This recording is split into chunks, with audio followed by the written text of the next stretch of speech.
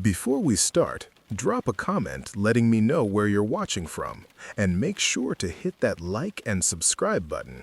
You won't want to miss this. I thought I was just taking a job fixing a millionaire's mansion. I had no idea what I was walking into. Something that would change my life forever and show me things no human should ever see.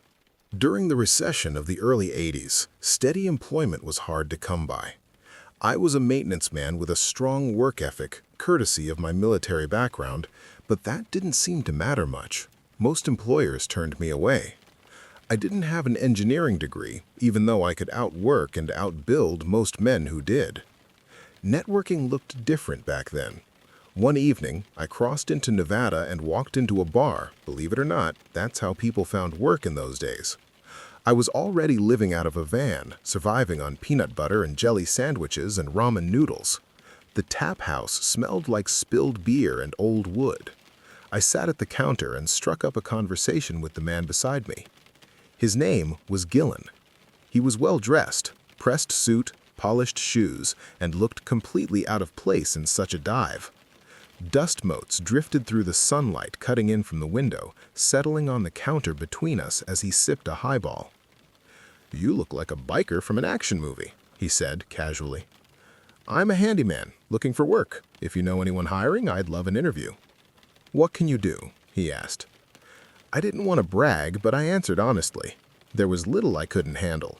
Cleaning, light repairs, landscaping, carpentry, appliance repair. I told him a wrench felt like a natural extension of my arm.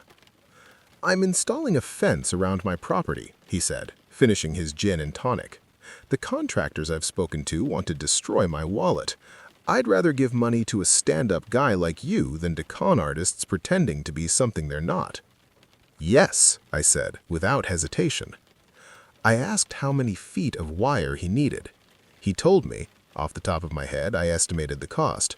When he said it would take thousands of pounds of wire, I realized his estate had to be massive.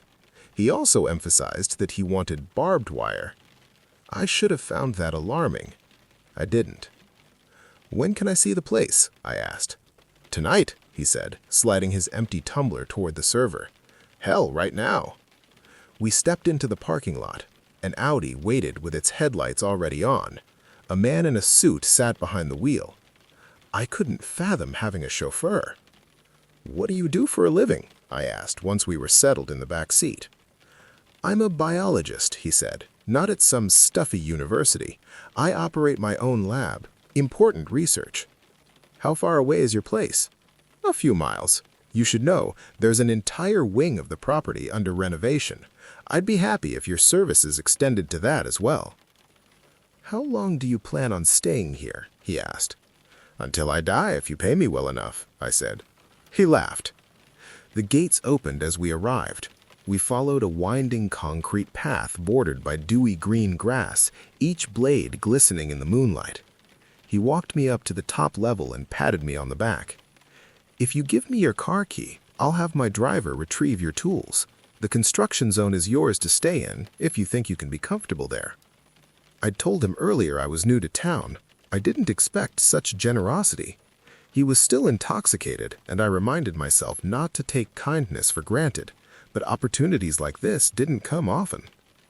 "I'd be grateful," I said, handing him my key. "Please have him bring my backpack too. There's a sleeping bag and a paperback in it." Within half an hour, I found a corner to settle into. What he didn't know, what he couldn't have known, was that within 5 hours of meeting him, he'd welcomed a criminal into his home. I wasn't evil. I like to think my moral compass pointed truer than most lawbreakers. But desperation does things to a man. After my wife got sick, I robbed a bank in Paso Robles. Witnesses gave my description. I was behind bars when she passed away. That wasn't something Gillen needed to know. Dust surrounded me as I curled beneath my blanket.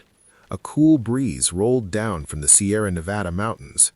The room was unfinished. No walls, only beams and grimy floorboards. It overlooked gardens and a park beyond the property. I was grateful not to be sleeping in the cramped back of my Ford.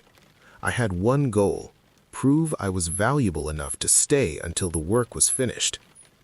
Around midnight, I woke parched from the beers I'd had earlier. I headed toward the stairs when something caught my eye, a verdant luminescence below. Out in the forested pastures, two men sat across from one another over a board game. Chess, I assumed. The board glowed neon green between them. One of the men turned and looked up at me. His face was gaunt, shadows pooled around his eyes so deeply I couldn't make out their color. I turned away and went back to sleep. The next night, insomnia took hold. I'd spent the day hanging drywall, fastening bottom and top plates for hours. I should have been exhausted, but I wasn't. I tried breathing techniques and meditations I'd learned from psychology books in prison. Nothing worked. I picked up my paperback, a Richard Matheson collection, but it only sharpened my awareness. I looked out again. This time, two women sat together in a thicket of trees. Both appeared to be in their mid-30s. Their faces were visible, but they wore yellow hazmat suits.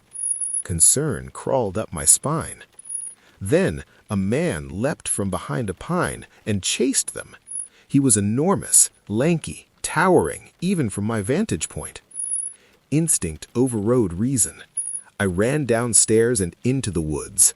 Leaves crunched under my feet as I plunged deeper into the undergrowth. My only weapons were a screwdriver and a box cutter tucked into my pocket. They would have to suffice, along with whatever else I could improvise if things turned violent. A rabbit hopped past me.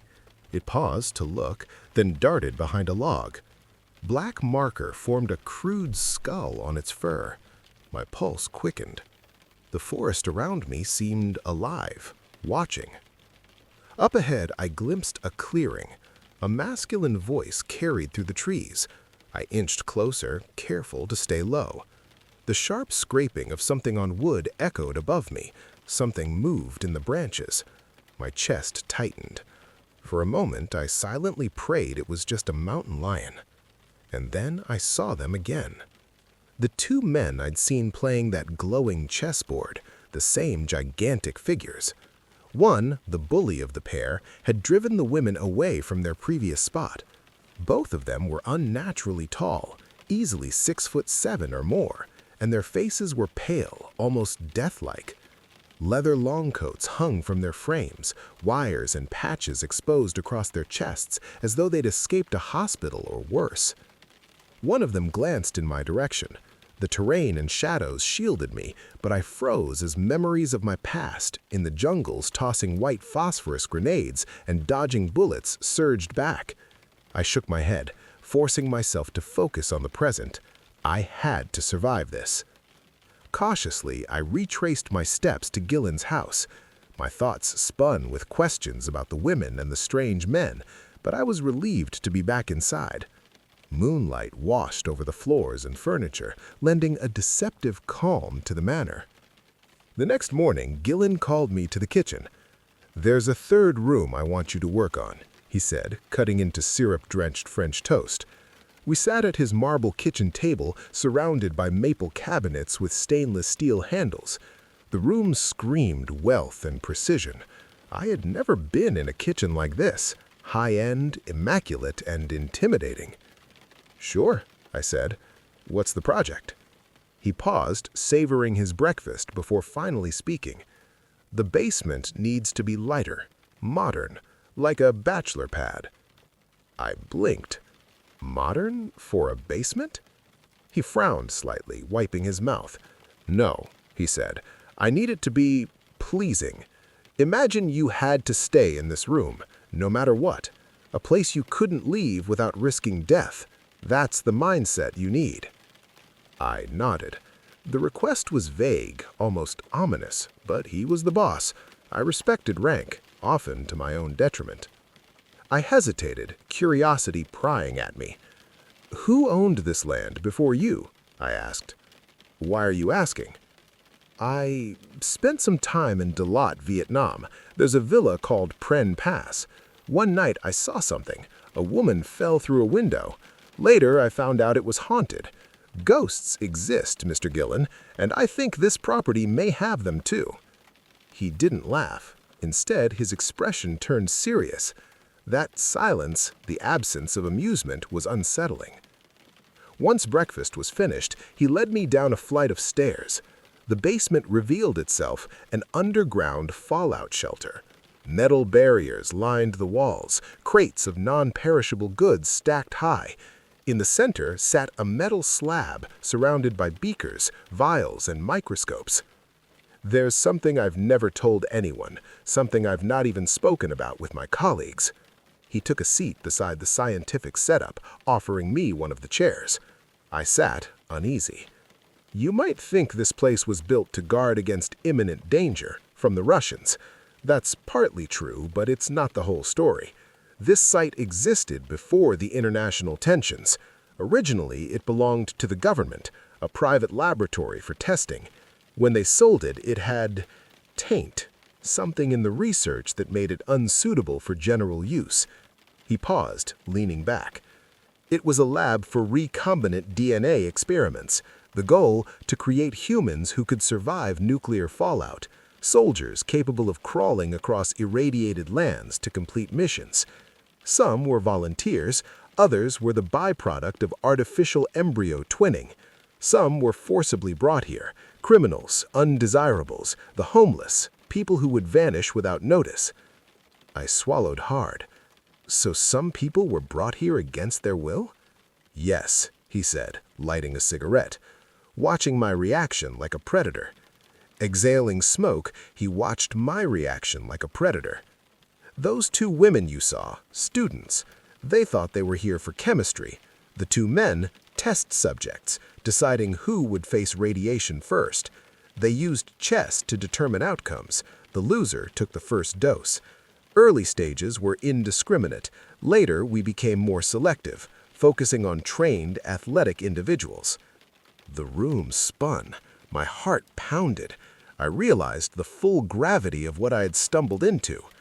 Without thinking, I drew my box cutter and slashed at him. Blood spurted. He recoiled, falling back. I ran, panic fueling every step. His driver tried to stop me at the gate. I punched him in the abdomen, doubled him over, and scaled the barbed wire fence. I ran for miles. It occurred to me, somewhere along the dark stretch of road, that no one would ever believe what I'd seen or heard that night.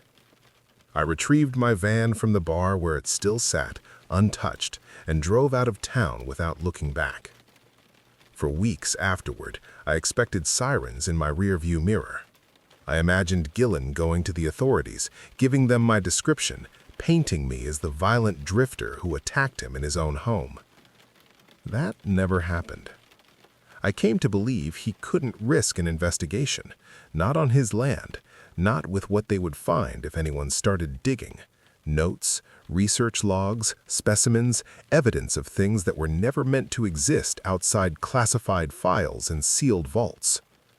As the decades passed, the memory of that place refused to fade. I replayed Gillen's words again and again, wondering if he had been a brilliant madman spinning delusions or a scientist burdened by truths too grotesque to bury. Sometimes I convinced myself the figures in the woods were hallucinations. Exhaustion, alcohol, trauma clawing its way back to the surface after years of suppression. A mind scarred by war and prison filling in the gaps with monsters. But terror still grips me in the quiet moments. Because what if they weren't figments of my imagination? What if the men with blanched faces and towering frames were real, products of something the government tried, failed to erase, and quietly sold off with the land?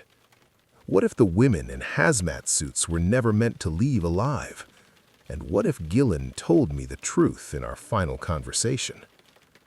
I tell this story now because I still dream of that glowing chessboard in the forest. I still see the moonlight cutting through the trees, illuminating figures that should not be standing there.